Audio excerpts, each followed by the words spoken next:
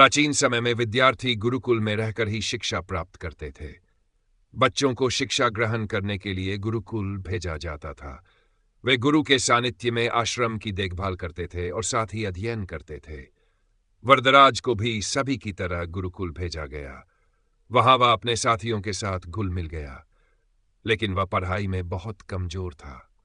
गुरुजी की कोई भी बात उसे आसानी से समझ में नहीं आती थी, जिसके कारण वह सभी के बीच उपहास का कारण बनता था। उसके सभी साथी अगली कक्षा में चले गए, लेकिन वह आगे नहीं बढ़ पाया। गुरुजी ने भी आखिरकार उसे कहा, बेटा वरदराज, मैंने सारे प्रयास करके देख लिए हैं। अब यही उचित होगा कि तुम यहां अपना समय बर्बाद मत करो, घर लौट जाओ और घर वालों की मदद करो।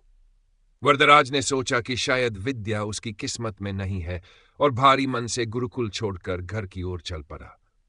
रास्ते में उसे प्यास लग गई और उसने देखा कि कुछ महिलाएं कुएं से पानी भर रही थी।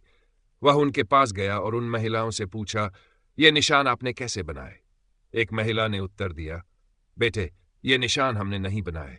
ये तो पानी खींचने के दौरान रस्सी के बार बार आने जाने से ठोस पत्थर पर बन गए हैं। वरदराज ये सुनकर सोच में पड़ गया और उसने विचार किया कि यदि एक कोमल रस्सी के बार बार संपर्क से ठोस पत्थर पर गहरे निशान बन सकते हैं, तो निरंतर अभ्यास से वह भी विद्या में सफलता क्यों नहीं पा सकता।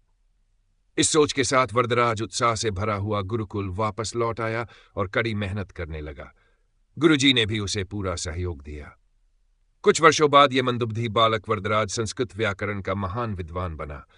उसने लघु सिद्धांत कौमुदी, मध्य सिद्धांत कौमुदी, सार सिद्धांत कौमुदी और गीर्वाण पद्मंजरी जैसी रचनाओं की रचना की। शिक्षा, मोरल, अभ्यास की शक्ति बहुत महत्वपूर्ण होती है। यह आपके हर सपने को पूरा कर सकती है।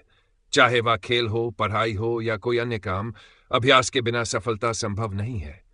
अगर आप केवल किस्मत के भरोसे बैठकर कुछ नहीं करेंगे, तो पछतावे के सिवा कुछ नहीं मिलेगा। इसलिए अभ्यास, धैर्य, परिश्रम और लगन के साथ अपने लक्ष्य की ओर बढ़ें।